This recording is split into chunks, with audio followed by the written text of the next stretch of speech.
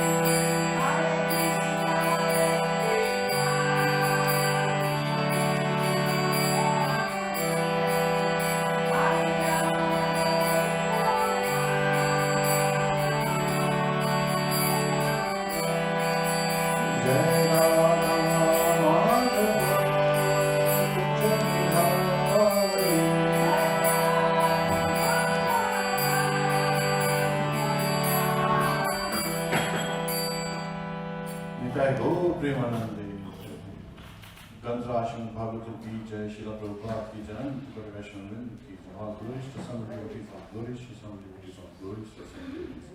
All glories to Shri Shri Guru and all glories to Śrīla Prabhupada.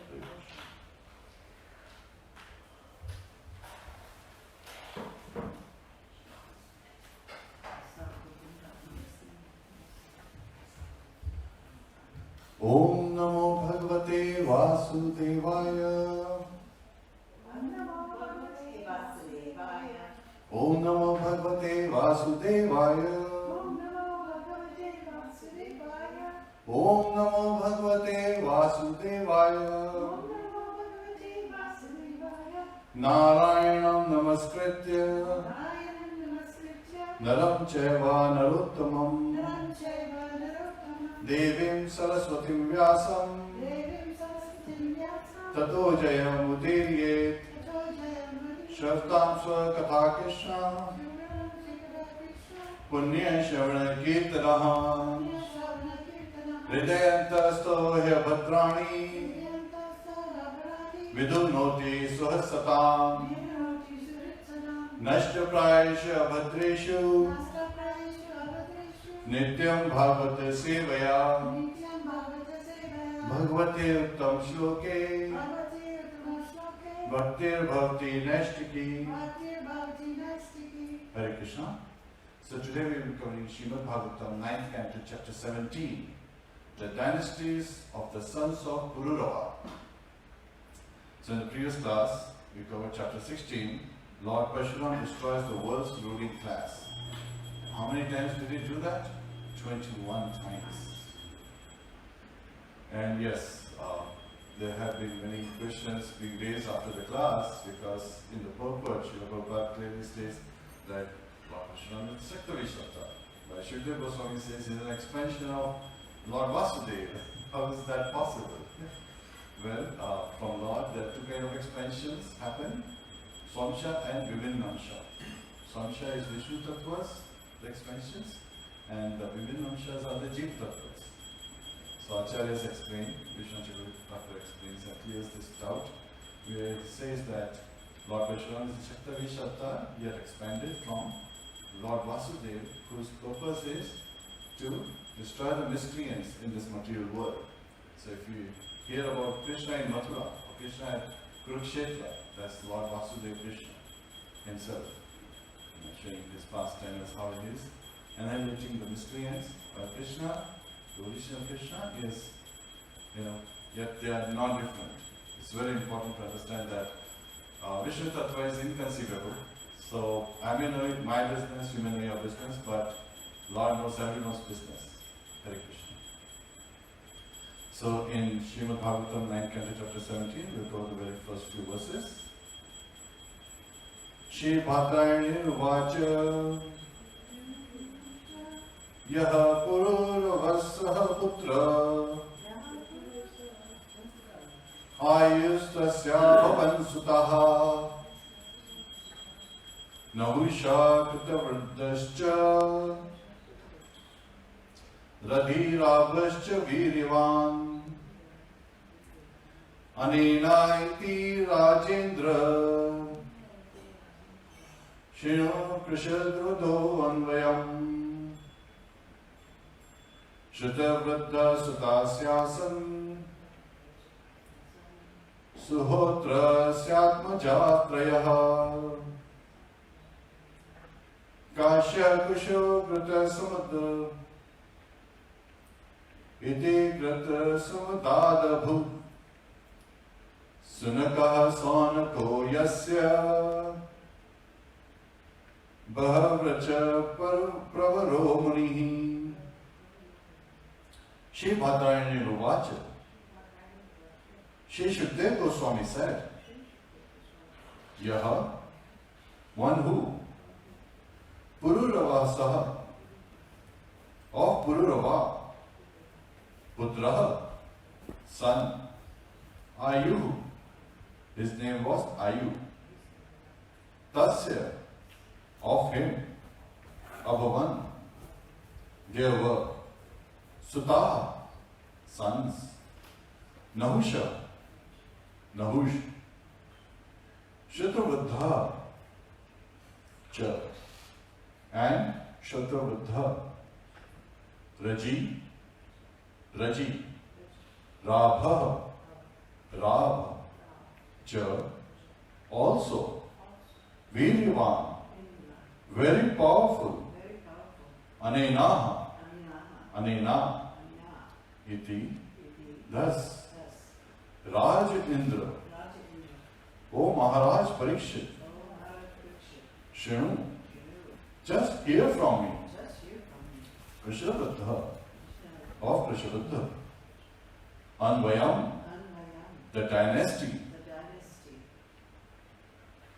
Shrutavriddha, of Shrutavriddha, Sutasya, of the son, Asan, there were, Suhotrasya, of Suhotra, Atmajaha, sons, Trayaha, three, Kashya, Kusha, Krita Samadaha, iti, thus, Krit Samadat, from Krit Samadat, Abhut, there were Shanaka, Shanaka,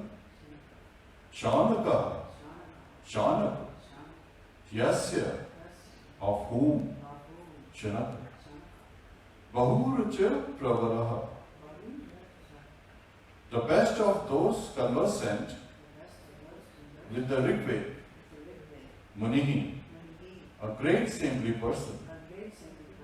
Translation by His Divine Grace Sri Bhaktivedanta Swami Srila Prabhupada. Shukdev Goswami said, from Purūravā came a son named Ayu, whose very powerful sons were Nahush, Shrutavriddha, Raji, Ram and Anena. O Maharaj Parikshit, now hear from me the dynasty of Shrutavriddha. Shrutavriddha's son was Suhotra, who had three sons, named Kashya, Kusha and Kritasamada. From Gritsamada came Shunaka, and from him came Shaunaka, the great saint, the best of those Kadmas sent with the Rig Veda. There is no purpose, so we'll cover some more translations till we get the purpose. The son of Kashi was Kashi, and his son was Rashtra, the father of Dirghatama. Dirghatama had a son named Dhanvantari, who was the inaugurator of the medical science and an incarnation of Lord Vasudeva, the enjoyer of the results of sacrifices. One who remembers the name Dhanvantari can be released from all diseases.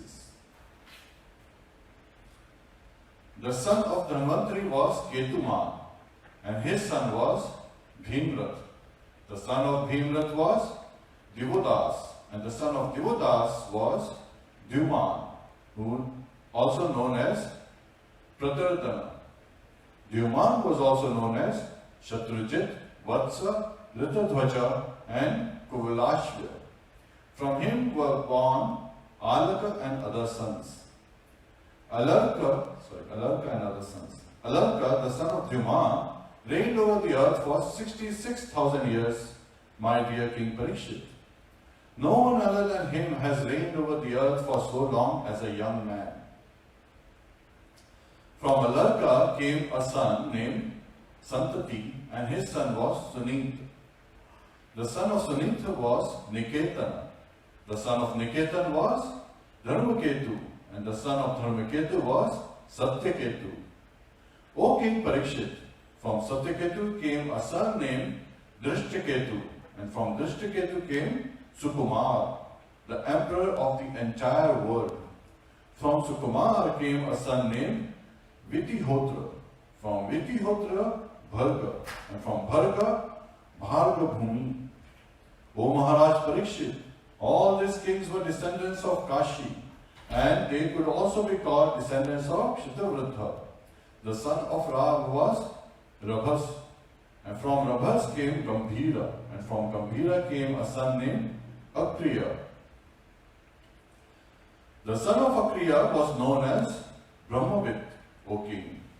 Now hear about the descendants of Anena.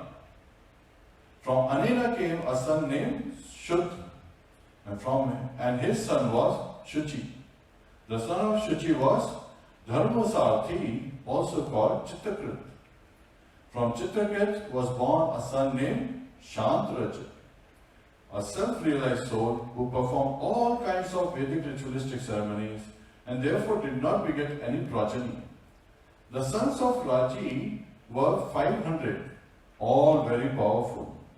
On the request of the demigods, Raji killed the demons and thus returned the kingdom of heaven to Lord Indra. But Indra, fearing such demons as Prahlad, returned the kingdom of heaven as Raji and surrendered himself to Raji's lotus feet. Upon Raji's death, Indra begged Raji's sons for the return of the heavenly planet. They did not return it, however, although they agreed to return Indra's share in ritualistic ceremonies. Purport. Raji conquered the kingdom of heaven, and therefore when Indra, the heavenly king, begged Raji's sons to return it, they refused, because they had not taken the heavenly kingdom from Indra, but had inherited from their father. They considered it their paternal property. Why then should they return it to the demigods? Hare Krishna. Om Ajnana Timrandasya Dhyananjana Shalakaya Chakshur Militam Yena Tasmai Shri Guruve Namaha Mukam Karoti Vachalam Pangum Langayate Girim Yat Kripatadham Vande Shri Gurum Dinataranam.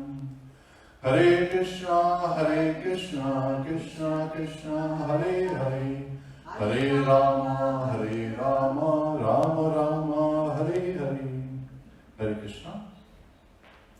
So in this chapter, 4 sons of Ayu, of the 5 sons, their descendants are described.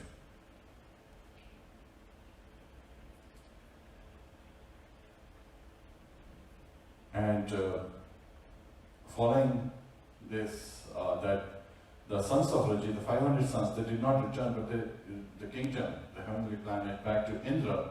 But they agreed to return, to give him his share in the sacrifices.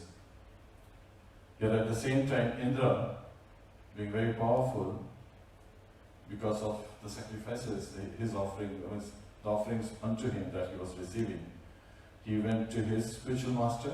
So again, this is where it's nicely described further in the chapter. So I'm quickly covering the chapter, we'll come to the lessons, and then we'll discuss those lessons at length.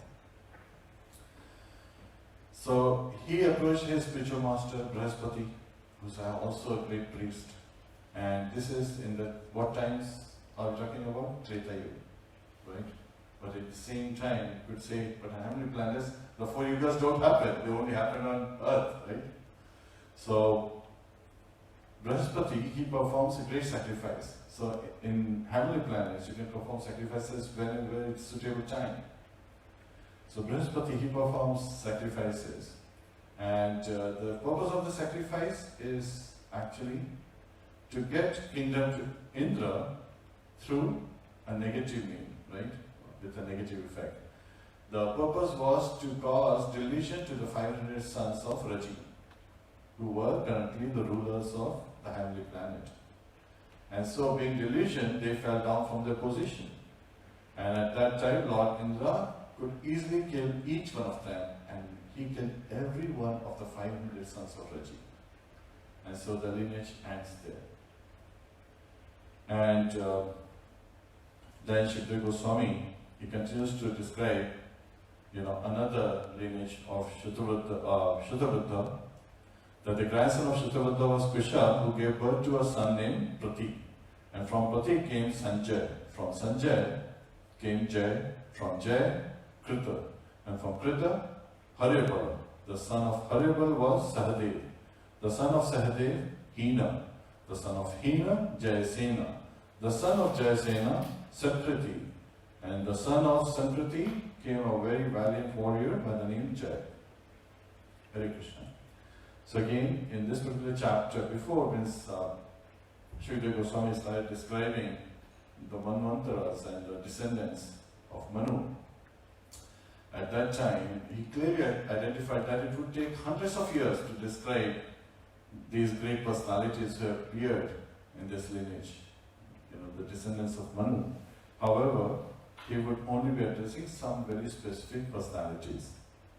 And Nahusha, we covered the story of Nahusha in the last one of the previous classes, where he became Indra for a short period. So it was when Rudrasur was killed, and Indra was tormented by the reaction of killing a Brahman, because Rudrasur was a devotee of the Lord. And so the reaction was chasing Indra, and wherever he would go, he would see her. So he had taken shelter in Mansarovar Lake by the mercy of Goddess Lakshmi, and he was hiding in the stem of lotus. And so the demigods couldn't find him, and they said somebody has to rule the heavenly planet. And at that time it was proposed that Nahusha would be a suitable king. They approached Nahusha and they said, please accept. So in the previous class, because we have described it at length, I'm just going to cover quickly. And Nahusha's wife is, who knows Nahusha's wife's name? Ashok Sundari. Who is Ashok Sundari? Daughter of Lord Shiva and Parvati, right? And Nahusha's second son is Yayati, and we'll be, hearing about Yayati at length in the next chapter. So Nahusha, he was made the king Indra, right? So in the absence of Indra, he was the king of the heavenly planets. And when you have absolute power, it pollutes you. Absolutely, that's what happened. Nahusha became very arrogant, and he started chastising demigods, and he started, instead of engaging people in devotional service, means he was in his self-glorification. That's one of the characteristics of Kshatriyas at times as well, that they want to glorify themselves and show how valiant they are. And one day he saw Shachi, the wife of Lord Indra in the palace. And he decided to enjoy her, so he expressed that, and she immediately walked out. She said, well, if that's the case, I don't have to live in your palace. She walks out and takes shelter of her spiritual master, Brihaspati.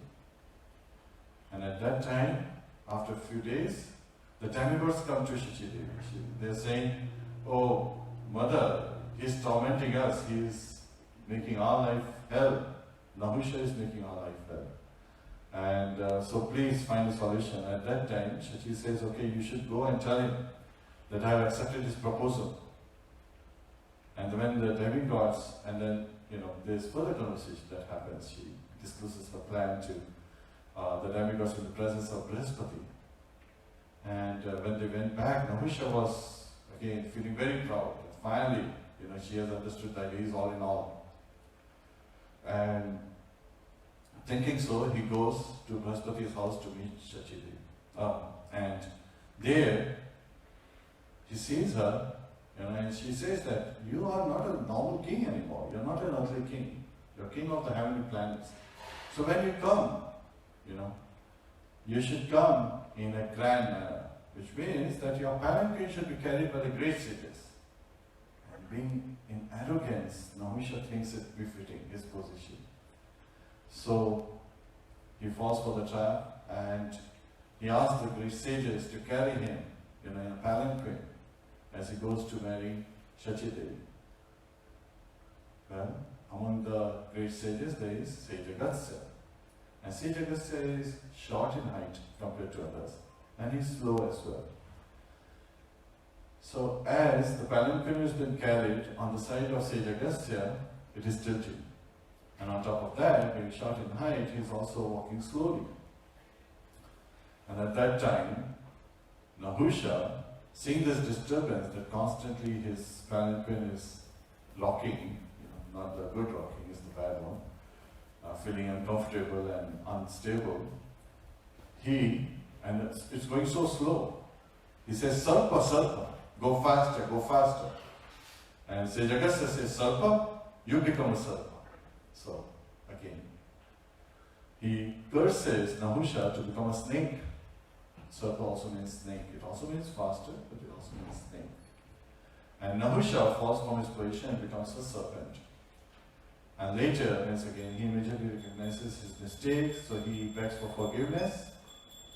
And at that time, being compassionate, Sage Agastya says that one of your descendants, Yudhishthira, would be able to deliver you from this curse. So it is during the time of Pandavas that Bhima ends up encountering Nahusha in the form of serpent, and he's amazed with the strength of Nahusha, and Yudhishthira Maharaj comes. He answers the questions of Nahusha and he's released from the curse. And this is where Nahusha is able to be delivered. So this is, the reason I told this story is very much connected to today's chapters. So we have 5 lessons that I'm able to, actually each lesson is a whole series of lessons which are hidden in that will be coming. So first lesson is, as we see like in the other times and even on other planets, even in a heavenly planet you could be cursed to become a snake. However, there is a great concession in the Kali age. Right? The Kali age, Kalir dosh nidhe rajan asti he ko mahan guna kirtanadeva krishnasya mukta sangha param brajit. So when Parikshit Maharaj is worried that in Kali age there is so much negativity, there's so much sins and sinful living, and the modes are mainly mode of passion and ignorance. So mostly mode of ignorance is prevailing. How would the people be delivered? So Shukdev Goswami's response is that the Kali age is an ocean of faults. Doshanidhe, ocean of faults. But it has one great quality. Asti hai eko mahan guna. It has one great quality, which is Kirtanad eva Krishnasya. Just by chanting of the holy name of the Lord, glorifying the Lord. Mukta Sangha Param Brajit. One can be mukta, means one can be delivered from this material condition and attain the topmost abode. Param Brajit goes back home, back to Godhead. So it simply starts with the chanting of the holy name. Hare Krishna, Krishna Krishna, Hare Hare, Hare Ram, Ram Ram, Hare Hare. Shri Shri Gauranitai ki Jai. Shri Shri Radha Madan Mohan ki Jai. Shri Damodar ji ki Jai. Shri Shri Sita Ram Lakshman Hanuman ki Jai. Srila Prabhupada ki Jai. Nanti Koti Vaishnava Nanda ki Jai. Jai Go Premanande. So now, we sometimes, get bewildered because of the effect of this age. And what are the effects of this age? Prayana alpa ayusha sabhya kalavasmin yuge janaha manda samanda matyo man bhagya upratutaha. So in the Kali age, prayana alpayu. Alpayu means short lives. People have short lives, just 100 years of age. If they live, based on principles. But then our lifestyle is so sedentary and, not so ideal, so it actually reduces further. Kala was manipulation. Kala is an age of hypocrisy and quarrel. Manda sumanda matyo. People are lazy, men are lazy. Śrīla Prabhupada says. So ladies, you are okay. Men are lazy in this age, and they are dull-headed. They are unlucky. So again, these are so many characteristics. Manda bhagya, they are upratata, and always disturbed. So what happens? Somebody says that if somebody fails to chant properly in their house, they are not able to concentrate when they are chanting the holy name. So what's the solution? Should they give up chanting of the holy name? No. What should they do? One should still make effort to chant attentively. So there are 3 stages of chanting, right? Namaprad, Namabhas and Shuddhana. Namaprad is where you are chanting the offenses. There are 11 types of offenses, we all know them. And so when you are not paying attention, you are doing offensive chanting, those offenses can be nullified by chanting attentively. So we should make an effort to chant attentively. And what will happen? Śrīla Prabhupada says that if one chants attentively, one starts to feel the abhas, right? Experience the purification. And abhas is just like when you have this, before the sunrise, there is the horizon on the east becomes reddish. And the sun has not risen yet, but the light is there. You can see yourself as you are. So you get to experience who you are during the Namabhas stage. And we as living entities, who are we? Jivera Surupaya Krishtera Nityadas. So we are eternal servant of Lord Krishna. And getting that understanding, being in that particular state, we desire to engage in devotional service of the Lord. So He is all attractive and He attracts us. And after that, as we engage in devotional service and continue to chant and follow the regulatory principles, we come to the stage of Shuddhana. So Mataji, you said that we are all aspiring Vaishnavas. Yes. We are all aspiring to become Vaishnava. And even at the Namabhas stage, we are aspiring to become Vaishnava. It's at the Shuddhanam stage, which is where the power, starts to develop. Asakti is very strong. That we get to, experience the love of God. Actually, we are Itidrak Swarila Viranandukandi. We are constantly immersed in the love of God. We experience the love of God with the 5 most potent forms of devotional services, which are, what are the depth of devotion? Rupa Goswami describes this. Chanting of the holy name. What is it? Yes. Yeah. Reading Śrīmad-Bhāgavatam. Reading Śrīmad-Bhāgavatam. We are doing Śrīmad-Bhāgavatam. Worshipping the deities. And Śrīmad-Bhāgavatam is also not different from Krishna. So we are worshipping Śrīmad-Bhāgavatam by our intelligence. In Bhagavad Gita Lord says, whoever studies the scriptures is, worshipping Him by intelligence. Then residing in a holy dham.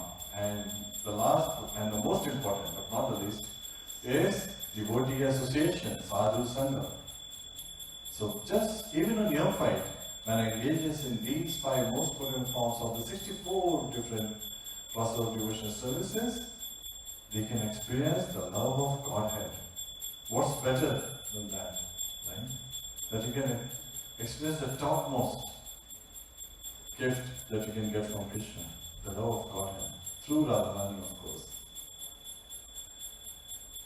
So, there was a time that when, Srila Prabhupada's time, when he was initiating many of his disciples as sannyasis, and they were visiting New Vrindavan. At that time, some of them started saying that you should not chant if you can't chant purely. And at that time, Srila Prabhupada immediately corrected and told the disciples that continue to chant and learn to chant more attentively, improve the quality of your chanting so that you can experience that purification. Don't stop chanting. Right? And Lord Krishna says it doesn't matter, means again, what the desire is. Of course, we should chant because the very chanting of the holy name is pray to the Lord to engage in devotional service. Here at the same time, Lord Krishna says in Śrīmad-Bhāgavatam, Akama sarva kamova moksha kama udarati tivrena bhakti yogena yajate purisham param. Akama, if you have no desire, which means no desire, no lusty desire, but rather the desire to serve the Lord. A living entity cannot be desireless. There will always be some kind of desire. That's a symptom. That's the very nature. So, to have desire to serve the Lord and no other desire. Sarva kamova.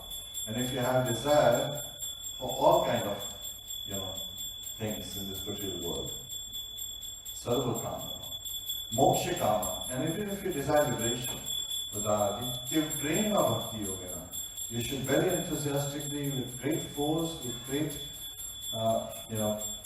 determination, engage in bhakti yoga, devotional service, yajate purisham param, and engage in serving the Supreme Lord, Lord Shri Krishna. So the first lesson is about the concession in the current age. And if one commits a mistake, like Namusha did commit a mistake, and then he realized the mistake he has committed after he got the body of a serpent. What did he do? He immediately repented and asked for forgiveness. And then worked on correcting his mistake. So one makes a mistake, then one should immediately, it's not that you have fallen down and now you are fallen. No. If you don't try to get up and correct your mistake, then you are fallen, then you have failed in your attempt. But if you get up, clean up your clothes and then again go on your path of devotional service, you are not considered fallen. Srila Prabhupada, once he had, with his secretary, he was narrating a letter and he asked the enclosure to be included and then sent to the addressee. So at that time, what happened was, the secretary, he sent the letter but forgot to include the enclosure. So he went to Srila Prabhupada, he said, Srila Prabhupada, I forgot to include the enclosure. I'm so fallen. So Srila Prabhupada said, what should you do? He's like, Srila Prabhupada, I'm so fallen. What can I do? I'm so fallen. Srila Prabhupada then again said, what should you do? And then he got the hint. He said, oh, this time I should write him a letter of apology and include the enclosure. Srila Prabhupada smiled and said, yes, do that. So he's, by his very example, showing that, we should, if we make a mistake, we make thousands of mistakes when we are engaged in devotional service. And that's why we, recite the prayers that, Lord, please forgive us for the many mistakes we have made. So many mistakes, and then we have acharyas to help us, if we make mistakes. Sometimes we are performing austerities, right? And those austerities could be in different modes. Like one could be engaged in devotional service to please Lord Krishna, and another person could be doing the same activity to please themselves. Right? Sometimes we see Kirtaniyas, they are singing Kirtan, and everyone is saying, oh, you are such a wonderful Kirtaniya. So that was a wonderful Kirtan, you are such a wonderful Kirtaniya. And they're saying, yes, of course I am. I'm the best Kirtaniya there is. You immediately understand what they're, experiencing internally. And when they are chanting the holy name, you should focus on chanting the holy name to please Krishna and not be focused on the Kirtaniya. Sometimes I see that people are sitting in a gathering as they're doing Kirtan. They're facing the Kirtaniya and the back is towards the Lord. So we should be very careful. Srila Prabhupada, he gives various instructions and said that, once there was a devotee, his back was towards the deity, and he said, no, you should not keep your back towards the deities, you should actually be, facing the deities, or, at least not be putting your back towards the deities. So from that particular perspective, the devotee said that actually the GBC person so said that it's okay, and then Srila Prabhupada said, no, it is not okay. And he immediately called that person from GBC and corrected the person to say that the deities, should not put your back to the deities. So similarly, we get instructions from the acharyas. So what's most important? That one should not be affected by the matter, the material modes. So it is said that matter does not matter, right? This material world, it does not matter from the material world perspective, from that particular lens that you have, that is, because on its own the matter doesn't have any capability to do anything. It's a jad, it's non-movable, it cannot do anything. But the mood matters. So when you engage in devotional service, which mood do you engage in? So from that particular perspective, you as living entities, we as living entity should understand the mood as how we are performing the devotional service. So remember Srila Prabhupada, when Srila Prabhupada means there was some of the cases where some of his disciples fell down, and Srila Prabhupada was repenting and he was expressing his displeasure and sorrow for some of those disciples who were getting deviated from the path of devotional service. And one day as he was entering the temple, he said, you may fall down, but I will never fall down. So the devotees were shocked, his disciples, they were shocked. That Srila Prabhupada is saying that we disciples of Srila Prabhupada may fall down, but Srila Prabhupada will never fall down. And now as Srila Prabhupada was paying obeisances, the secret was revealed. While paying obeisances, Srila Prabhupada was praying, oh Lord, please don't let me fall down. Oh Lord, please don't let me fall down. So again, this is the mood of a Vaishnava, that he is constantly taking shelter of Krishna. He is constantly taking shelter of the Mother Radharani. He is constantly taking shelter of Shishi Gauranitai. He is constantly taking shelter of Shishi Sitaram Lakshmana Hanuman, praying that, oh please don't let me fall down. And this is the lesson that we have been covering in the last so many chapters, where we discussed how even Jamadagni, even Purūravā, and then we have Sahasrarjuna. All these personalities, they committed offenses. So one of the important lessons is, criticize the sickness, not the sick. So that's the third lesson today. So we should understand the behavior they showed, and should refrain from behaving in similar manner. In Kali age, means again, Sahasrarjuna, what he did, people are thousands of times more grievous sins they perform in their lives than what Sahasrarjuna. He just wanted the calm thing that Jamadagni had, and he did that forcefully. Well, he expressed it, at least in the initial, he put a request. Now in today's times, we see people, they see someone has something wonderful, and they just want to snatch it away. And they use all kind of calm, Sam, Danda, Bhed, and Sam, Dam, Danda, Bhed.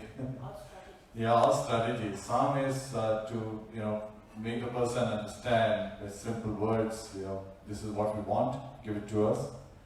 Dam is, they pay, they are ready to pay a price. I will pay you the price, give it to me.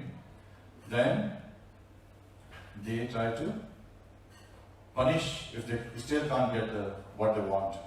They try to punish the person, the possessor of that, whatever they want. And even that danda, punishment doesn't work, then they try to create divide, right? We all know how India was overtaken by the Britishers, divide and rule, right? Subhash Chandra Bose revealed that, wrote divide and rule phrase. So again, that is what is going on, and we should understand it's the behavior, not the person who's at fault. And when we criticize something, this is Adi Gosha Prabhu, he revealed very nice, he was giving references from the Shastra. He says, if you criticize someone for some specific sin or offense they have performed, what happens? You get a reaction. So that person has a reaction of whatever that sin or offense that they have performed. And then you get an equal reaction because you criticize that person. And this is very much a realized fact, because if you look at it, in the beginning when we come to Krishna consciousness, we are progressing very fast, right? Very quickly we are progressing. Why? Because we consider everyone wonderful. Everyone is pure in our eyes. So we are taking shelter of all the Vaishnavas and all the devotees and the deities. And so we are constantly being showered the mercy of the Lord. And soon, when we get Harinam initiation, Brahman initiation, and so on, so we become senior sometimes. Some of the personalities, they may feel like, oh, I'm such and such important person. Not realizing that we are the eternal servant. Our position is always of humble servant. Not realizing that, some people, they start considering themselves authority. And they start considering, I'm senior. Well, the only seniority we have compared to another person is that we happen to have done it before someone else. Apart from that, what? And another seniority is by advancement of our knowledge. But then the more we advance in knowledge, more humble we should become. Not arrogant. That's the wrong direction. And we should not be chastising. The only person who should be chastising is the Guru, and the only person a Guru can chastise is his disciples. Rama Maharaj, he very nicely described. And Rama Maharaj, he also describes very nicely this effect that if you want to develop good quality, you want to curb the bad qualities. So the good qualities are that's like a good dog, right? And the bad qualities is like a bad dog. And if there is a fight between the good dog and the bad dog, which dog will win? How? His response is, the one you feed the most. So if you feed the good dog will win. So if you practice good behavior, your good behavior will improve. It will become your second nature. And if you practice bad behavior, your mentality will be more oriented towards that bad behavior, and you will be incurring more sins and offenses, which is causing more misery to your own self. Why would you want to do that? You don't want to do that. And so, one should be very careful not to criticize the sick, but the sickness, the behavior, Sahasraja's behavior of trying to take away Kamdhenu. He is none other than an incarnation of Sudarshan Chakra. You should understand. And he's showing by his example that what this Kam, Krodh, Lobh, Moh, Mad, Matsara, lust, anger, greed, bewilderment, envy, and intoxication, what do they do once again? This indulgence of bad qualities in this material world, what do they do? They cause us to behave badly and thus make us fall down. Yet at the same time, realizing this, we should immediately get up and start practicing good behavior. That's why we should say Sharan, not Anukaran. Don't try to imitate a great person, but try to follow in the footsteps of that great person. Now, lesson 5 is coming from materialistic perspective, but it is actually also all over in Shastra. And Maslow, if you look at his needs of hierarchy, some of his quotes, they are very much in parallel. Some of his statements like hierarchy of needs is basically identifying what we see in the Shastras as well. So the different levels, one is Pranamaya, then he is growing upward to Anand by a stage, right? Jnana, Vijnana, and so forth. So he has his own hierarchy, and he has one quote that is very true. And sometimes we devotees think in the similar manner. This quote is, if you think like a hammer, everything looks like a nail to you, right? And when we try to preach, sometimes we see some of the devotees, they use this shotgun approach. They are shooting for the whole crowd and hoping that somebody will get shot, somebody will take to Krishna consciousness. Yet at the same time, some devotees, they are understanding that we have to understand others' perception of this material world and look from that particular perspective. So if you're constantly thinking, if somebody comes to you and say, oh Prabhu, such and such bad thing happens to me. Well, we know by Shastras that whatever is happening because of the reactions of the, past pious or sinful activities that we have performed, past activities. We should just say, oh, this is just a reaction of your past, sinful action, and you should suffer and go through it. Because then they may raise their fist and say, let me show you some of, the reactions of your sins. Because if we have just offended, you have just committed Janapradha, an offense to general populace, or even to Vaishnavas you may perform, knowingly or unknowingly. So we should be very careful in our approach, and should not always look at things from our perspective. Everyone is wearing their own lens, and they see the world from their own lens. If you are wearing a green lens, what would you see? Everything will appear green to you, right? There is a saying, Savan ke andeko, everything is green. So the person who's blinded by the spring, where everything is green, is seeing everything as green. Now, having discussed these 4 lessons, the concession of the current age, remembering Srila Prabhupada, as when you fall down, you should try to get up and correct your mistake. Third is criticizing the sickness, not the sick. And then, if you think like a hammer, everything will look like a nail to you. Let's summarize it in the 5th one, which is, there are 2 basic perceptions that we should understand, or realizations which we should take on, lessons we should take. Is that, when we are performing devotional service, it is not about us, right? In Bhagavad Gita, Lord Krishna says to Arjuna in the 11th chapter, 33 verse, Nimitram matram bhavya sarvasachin, you are but an instrument. So we are not the doers, we are just an instrument. However, we are useful when we are in the hands of Krishna, when we are serving Krishna. So it is not about us. Yet at the same time, the second lesson is, it is all about us, because the only limitation we have is us. So if you fall down in an Atlantic Ocean, so Srila Prabhupada gave this example in 1966. So a person falls down in an Atlantic Ocean, what should he do? Should he ask the Atlantic Ocean to calm down? Should he ask the waves to not hit him? What should he do to survive? He should try to swim, right? So the only thing you can improve is not others, not people around you, not the situations around you, but yourself. And that will lead us to realize that our true happiness lies in serving the Supreme Lord and engaging in devotional service. So it's all about us. The only limitation we have is ourselves, and to be able to improve ourselves, we should engage in devotional service, which is our true dharma, the very constitutional position.